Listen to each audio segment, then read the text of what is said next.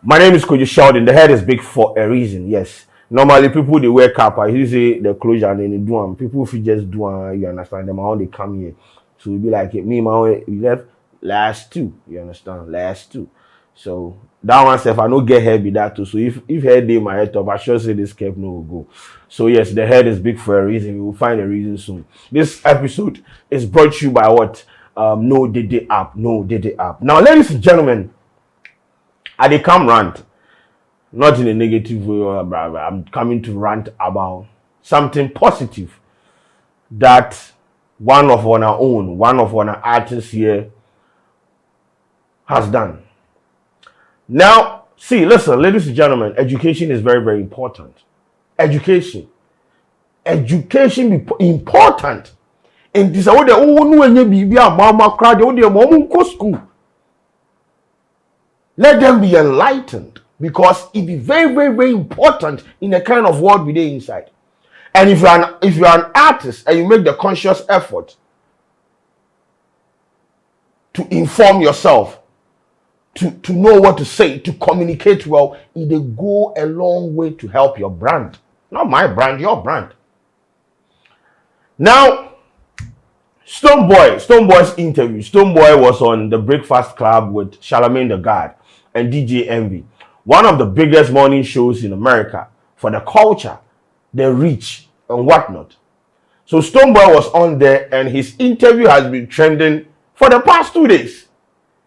And industry players are so impressed, like the way your man went there and represented, Ghana, represented his craft. He went out there and answered questions that were put to him. And you see, we as media personalities have a lot to learn. Like the line of questioning, bro. The line of questioning.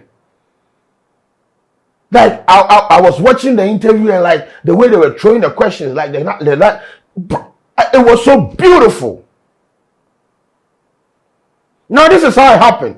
The interview where he comes self, where people they talk about time right now. This is how it happened. This is how the link up started. And when the link up started, some people say Stonebwoy was doing Awoshishe.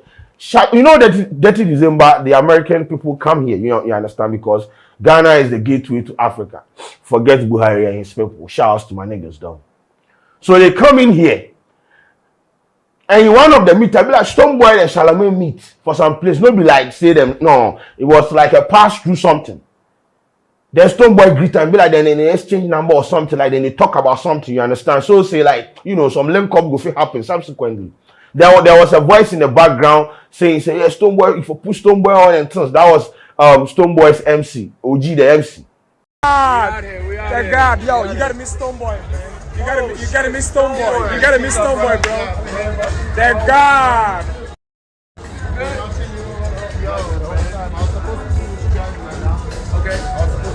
You coming to New York? I'm not. You gotta pull up. Yeah, I'm doing my okay. Come to the show, man. Definitely. Give me my info. Nah, real shit, for real. Come to Breakfast Club.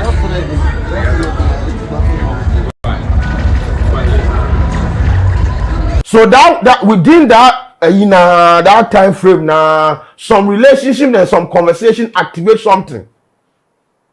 Then the video was posted on Twitter. Then you had agenda boys and the fan base dragging each other with, hey, Stonebwoy is doing Awoshishe, Stonebwoy is doing self-arrangement. Bro, that was an artist making the conscious effort to trigger a conversation that will put him on one of the biggest platforms for the culture in the world. But we didn't see it that way. We started past comment, and a Stonebwoy they pray, and a Stonebwoy this. Until the Breakfast Club official socials posted said, we are hosting Stonebwoy. He is the first Ghanaian artist to go on the show. And oh boy, he represented us well. And that is why I started by saying, education be good. Not be school alone. Like, bro, you have to be informed. You have to read. You have to understand the dynamics, the space that you operate. You have to be informed in the space you operate, so that when you are in a position like this and questions are thrown at you, you wouldn't be found. Talking on fire and unnecessary things. So that is how it happened. And your man went on there. Oh, questions were thrown at your man, and bro, it was my Boston. Like how your man articulated himself, how then they answered the question. Questions were asked. You know, the VGMA incident. I mean, they asked questions about it, bro. The way your man answered that, man. Now, why were you banned from the VGMAs? What is it? The Vodafone Ghana Music Awards. Yeah. That's the biggest music award, you know, scheme in Ghana, hands down. It's been running for like 20 plus years, and I think I got into a little something with one of my brothers. A scuffle? Yeah. Okay. At the big awards? one. At the awards, live on TV. Live on TV? TV? Oh, that'll do it.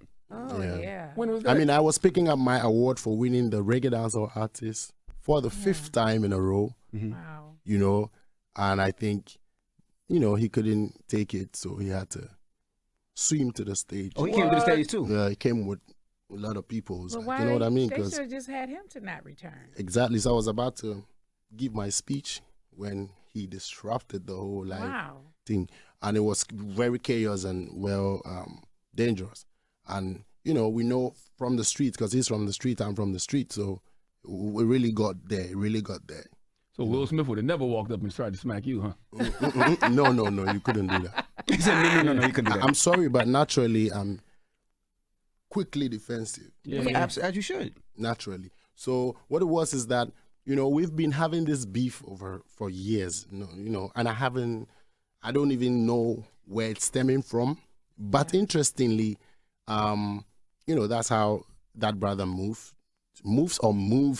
around that period. He was attacking everybody, and to step on stage to do that was not something we were going to accept. And if he came alone, then you could probably, but he came with an attack, like he came with a gang storming on the stage. And bro, we've been always ready. So why they ban you? If all you was doing was defending yourself, how they ban you? Security should have been doing their job. Exactly. So guess what it was is that security came over, covered the whole scene, and then, you know, separated the vibes, and they escorted me home. And then later on, the news was, you know, spread the vibes of, you know, there being, because there were weapons involved.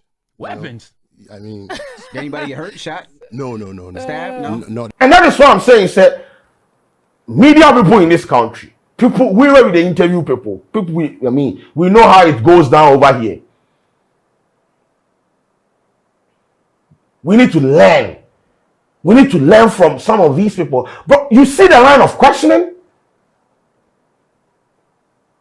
And the interview, they just the flow. You see, you can interview someone without asking him or her who he has slept with for the past 2 years and still make your interview go viral.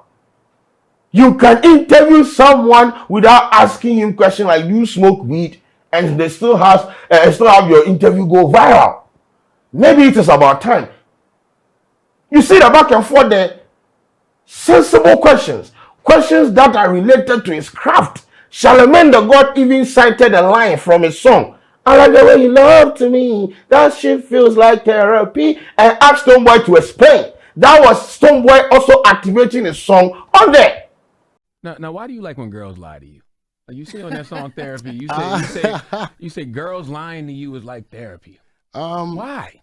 I mean, there's when you check it from where I was writing the stuff from, I mean, what I wanted to actually imply is like, you see the vibe, like people really don't like the truth like that, you know. Like we know the truth, but we really don't want to stick with it most often when, you know, all this toxic relationship and etc. You see the red flags, you see whatever it is, but you still want to be there for what it is. So that's just what I was trying to, you know, capture in that line of, "I love it when you lie to me. That shit feels like therapy." You know? Has lying to you ever felt like therapy? I was about to say. Has somebody lying to you ever felt like therapy? Yeah. Really? Yeah, because you can learn a lot from that, you know. It's teaching me a lot. It teaches me a lot about you to sit up and lie. Really? Wow. I didn't really. People like to be lied to? No, I don't like to be lied to. Oh, got you. Not at all. Yeah. But I understand what he's saying. exactly. Yeah. I was going to ask, you know, Lala was here Guys last like week. lies anyway. Guys like No, we don't. They do. They Well, it keep depends what trying type of lie. harder, It harder. depends. Just be lying about anything. It They depends. keep trying and trying and trying. You just you keep say lying. guys like to be lied to, or They guys do. like lying? They like to And be girls lied like to be to. lied to too. You know? It depends on what the lie is. Yeah, guys like to be lied to. I don't want you to feed my ego in that way. Oh, baby, You you're can the stroke best. it a little Oh, bit. baby, you're this. Oh, See, you're the that feels best. Oh, good. you... That wasn't even to Yeah, me, and it you feels good. But what if I am? Well, you might be thinking you are, but she may be thinking you're not. I'm just telling you, you're the best. The but worst you ain't time to the do best. that is in the bedroom. That's what I was saying. Because I can't get better. You know what I mean? You got to tell me So that I'm you not. like lies in the bedroom? No, I want you to tell me the truth. Like, you're like, man, you ain't doing that right. So I can go watch Yeah, but porn you and don't figure out how mind. to do it You right. don't mind a little lie here or there. And no. You hop out the bed, she be like, "Oh, you so fine," and you be like, "Now you know I'm skinny." He's never heard that before. He's never heard that before. That's a damn lie. See, he's never heard that before. They actually say handsome. That's a lie. All right. That is Oh, a you lie. so handsome. Thank you, Nene. You know, guys like lies. She's lying. Questions about the VGMA, his incident. Questions about why Afrochella and the other shows, you know, we have Nigerian headlining and things, and Ghanaians always they talk about the fact that you can't host a show in Ghana and let a Nigerian headline. Stonebwoy answered it.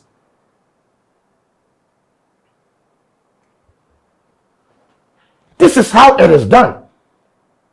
And Charlemagne the God raised an issue about, you know, how he came to Ghana. You know how that his issue now. He came to Ghana, he went to a restaurant and he spent 1 hour or 2 hours waiting for his food and things. The restaurant culture in this country. And Stonebwoy was actually defending Ghana, saying he said this is not peculiar to Ghana. This is basically everywhere. Like it happens everywhere. But then he ended up by saying, oh, the restaurant, they don't try next time, then for try. Bro, it's like anything where you go try put Ghana's image in the mud, your man will, you know, make sure say he do proper PR and make sure say he defends the flag of Ghana. That is why industry players are happy. Adesope, one of the top guys in the industry, I think he resides in the UK, said this is like one of the finest interviews on the platform. Every industry player is proud of Stonebwoy, is proud of how he went out there and represented the motherland. That is how it is done. We for here, we for learn. We have a lot to learn.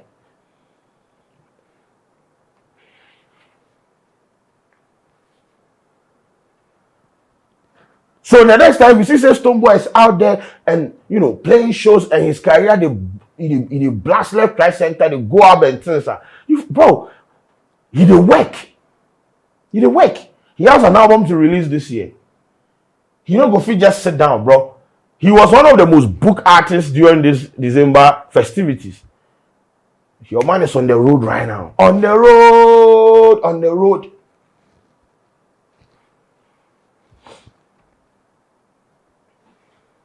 We should learn from some of these things, bro. It was so beautiful to watch. It was so beautiful to see him out there expressing himself, having fun, you know, talking about Ghana. Everything, like, bro, it was like a calculated effort to put Ghana in every sentence. Ghana, Ghana, Ghana. I think at this point, the diaspora people for calling and make him ambassador for, you know, beautiful. Like the way Sarkodie went to BET and said, when he won the award, he mounted the podium or the stage and said, people should come to Ghana. This is how it is done. This is how we build the industry. This is how you elevate your craft. This is how you enter into new territories. That's the bad and you that be all every day. Then you yes, good. So shouts to Stonebwoy. You see that when she shut in, we talk. You see where you carry him go. Sometimes it is good to do and share self-arrangement. Very, very good. You don't know where that self-arrangement will carry you go. This is one of the biggest shows. Make nobody lie you, bro. One way or the other, it is going to, you know, introduce Stonebwoy to a different audience. Shouts to our boy, Charlie. You really, really try. You may say that is why everyone is impressed. Like, and you see, hey, bro, the way Stonebwoy, hey, or Cambro for some say, hey, hey. And I call on and now my shaman got away. Hey. I'm not trying to. I'm just saying. Like, I call it now. Ochim pasoro. Hey, shaman got a Stonebwoy. Hey, boy. How does it feel to see the music being represented in so many different countries around the world? At one time, I'm sure it was very difficult to get out, but now it seems like no matter where you go, whether it's the U.S. or it's London or UK, whatever it may be, it's Afrobeats music is so big now. It's beautiful to realize because it's not only benefiting the African people who are in Africa, but it's actually benefiting everybody globally, both from the business angles, like the labels are jumping in now heavily, and they're investing in actually pushing, more of the African sound across the mainstreams over here in the West, and it gladdens my heart because we are also a part of it, and especially myself also a part of it from Ghana in this new school. Not to discredit or just take all the credit in our time, but we have to also credit our predecessors who have been knocking the doors from the 70s and all of that. So we have only built upon that. And in our time now, I think by the help of technology and internet and all the accesses that we have, we've been able to get it to this level that, you guys are, the world is gravitated to it. Yeah, I'm realizing that it's not just Afrobeats though. Like, it's so many different types of subgenres of the music. We just say Afrobeats because that's what we know. But what else is there? I think right now it's basically Afrobeats is the mother name or the umbrella name, but it stems from a lot of inspiration that comes from the motherland because you've been there. You can understand the number of subgenres and styles that influence the mother Afrobeat. We should be probably just tapping into maybe 30% of what you guys hear as Afrobeats. Yeah, by the time everything taps in properly, bro, that's where I think people know already that Africa is a motherland, basically, and that millions. Nah, bro, Stonebwoy really made us proud, and shout out to his team for making this happen. The interview is trending at number 4. And I see say the Breakfast Club people, they keep posting, like, because they come on, bro. It's just beautiful to experience it. So shout out to them. Shout out to Stonebwoy. My name is Kwadwo. Let me know what you think about his interview on the Breakfast Club. Yeah, let me know what you think. And yes, download the No Dede app and use it to trade, buy, sell. You understand? Download. Maybe you want to sell a phone, you take a picture of it, you put it on the platform, buyers will come, live chat section there. If the platform is secured for you, what I say, it's download the No Dede app. Nafaye Onyema. My name is Sheldon. Peace out.